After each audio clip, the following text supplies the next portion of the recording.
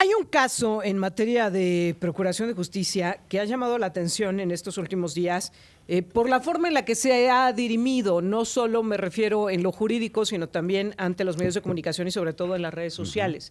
Y las implicaciones que podría tener y los precedentes que podría estar sentando. Me refiero al caso de este influencer llamado Fofo Márquez y pues esta situación en la que se vio involucrado cuando en un hecho que podría ser cotidiano de la vida diaria, estas diferencias que se dan entre los ciudadanos, pierde la cabeza y se lanza en contra de una mujer y la golpea de manera brutal. En medio de esa situación se abre el proceso en su contra, un proceso que desde el principio estuvo exhibido en los medios de comunicación, en las redes sociales, y del que queremos platicar esta mañana y sobre todo luego de que se dictara la sentencia con el licenciado Jorge Chesal. Licenciado, muy buenos días. ¿Qué tal, Erika? Buenos días. Licenciado, ¿por qué vale la pena voltear la mirada a un caso como este? El caso del Fofo Márquez es un caso muy importante por varias razones, Erika. En primer lugar, porque tenemos un caso de violencia captado en una cámara de seguridad en donde se pone de manifiesto un desprecio completo y absoluto del agresor hacia la víctima, pero también vemos, por otro lado, cómo se facilitan las cosas a través de estos medios tecnológicos para darnos cuenta que no nada más se está enjuiciando a él, perdón, nada más se está enjuiciando a él y no se está enjuiciando a quien le ayudó a escapar, que es su novia, que iba conduciendo el vehículo, lo cual ahí tendríamos una primera pregunta que hacerle a las autoridades, ¿por qué al cómplice copartícipe no fincaron ningún tipo de responsabilidad? En segundo lugar, también tenemos una cuestión muy importante en el sentido de la clasificación del delito de que se hace como tentativa de feminicidio, más por una presión mediática que porque realmente corresponda a los hechos. Hay una consonancia en el foro nacional de que los hechos pudieran acreditar lesiones calificadas, pero no una tentativa de feminicidio. Es una cuestión de opinión, pero que sin embargo sí motivó que se le pusiera especial atención a esto y se hiciera un tema mediático. Vemos cómo el tema se discutió ampliamente en las redes sociales y cómo incluso las redes sociales llevan a la familia a tomar la mala decisión de cambiar a un buen abogado por abogados que se publicitan en TikTok haciendo videos y ofreciendo lo que no pueden cumplir. Y vemos finalmente también cómo la familia, participando en entrevistas, participando en redes sociales, no contribuye en nada a que el proceso pueda descontaminarse.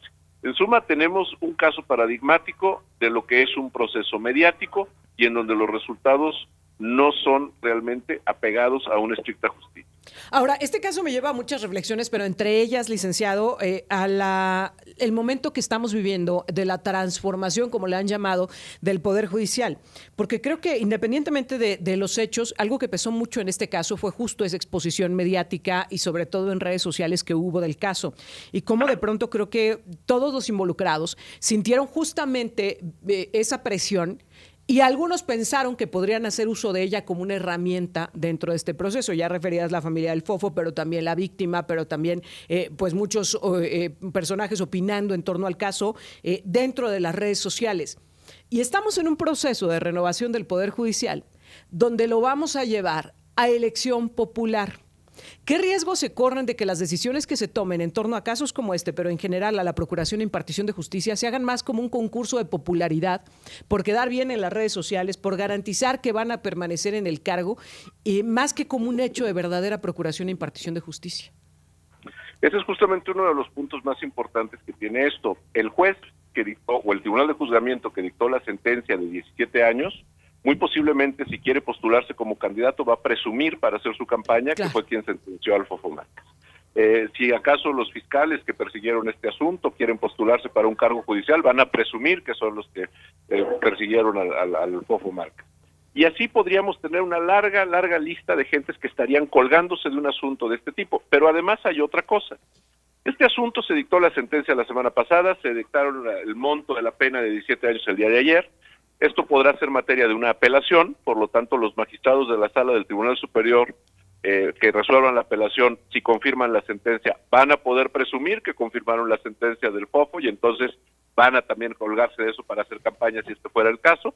Y además llegará esto a un amparo finalmente, posiblemente a finales de este año, que será resuelto por los magistrados ahora electos en el mes de junio los magistrados de elección popular, que serán los que van a resolver y que muy probablemente, si llegan a ejercer el cargo después de una campaña, van a tratar de dejarlo encerrado lo más que puedan, porque también lo van a presumir como parte del aspecto electoral.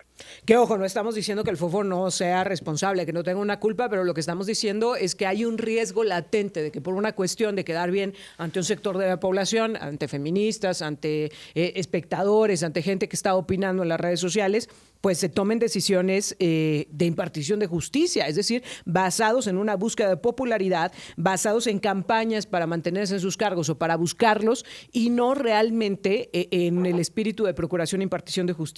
Ahora, justo en estos días, licenciado, hemos visto esta serie de vaivenes que se han llevado tanto en las instancias federales como en la estatal, en la local, para tratar de dirimir el cómo se van a llevar a cabo estas elecciones de quienes habrán de ser los próximos juzgadores y juzgadoras en este país y en este estado.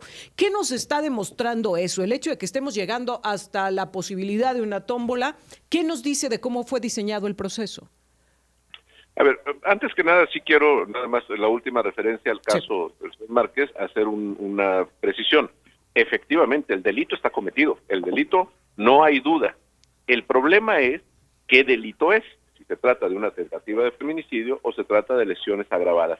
Que esto también tiene que ver con el poder legislativo. ¿Por qué? Porque en las leyes muchas de las veces las fronteras entre estas dos figuras podrían quedar muy tenues y por lo tanto facilitar que se disfrazara de un delito menor un delito más grave. Eso también es algo que tenemos que entender de esto. Ahora, respecto de que el hecho de que se llegue a la tómbola, mira, lo que pasa es que esto empezó con poca seriedad, ¿no? Digo, desde el momento que se presenta la iniciativa de elección popular de jueces y magistrados por parte del señor López el año pasado, y de la forma como se dio la aprobación y los pleitos con el Poder Judicial y todo, pues en realidad esto no ha sido serio. Realmente, qué bueno que escogieron la tómbola, porque también podían haber escogido globos y dardos, como en las ferias, ¿no? Y daban exactamente lo mismo. Y ya no hubiera sido cuestión de suerte, al menos hubiera sido cuestión de tino, licenciado. A lo mejor nos iba de mejor manera. Cuestión de disciplina y puntería. Sí, a lo mejor nos iba mejor con esos criterios.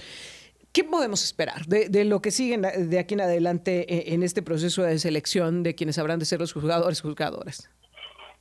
Mira, yo creo que va a haber, yo creo que hay buenos nombres en las listas, por lo menos a nivel federal. Las listas locales todavía no se conocen. A nivel federal hay buenos nombres en las listas, evidentemente hay unos que realmente... ¿Pero tendrán suerte esos buenos nombres? Es justamente el punto, exactamente el punto. En donde, primero hay una apertura a solicitudes, es decir, quien quería participar se inscribía, luego viene una depuración para establecer quiénes tienen los perfiles idóneos, y luego viene la tómbola, y entonces ahí es en donde pierde seriedad el proceso. Porque si se estuviera hablando de una calificación ponderada que se diera en función de los méritos en los mecanismos de evaluación que se estuvieran haciendo en cada uno de los tres poderes, estaríamos hablando de que los candidatos serían los mejores. Pero sin embargo, si metemos a los mejores en una tómbola, nos puede tocar el peor de los mejores, y esos mejores, quién sabe qué tan fácil haya sido que hayan pasado las aduanas. Me refiero sobre todo a la aduana del Poder Legislativo, que ha demostrado ser bastante laxa y descuidada.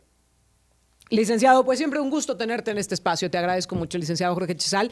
Y me quedo con ganas de platicar. La próxima semana lo vamos poniendo de una vez sobre la mesa de cómo va el deslinde de culpas y de responsabilidades en el gobierno federal y lo que implica el hecho de que pues hoy sigamos señalando a Calderón como el responsable de los grandes males en este país. Te agradezco como siempre, licenciado.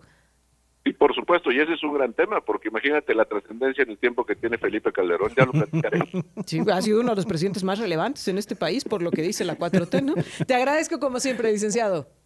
Gracias. Muy buenos días.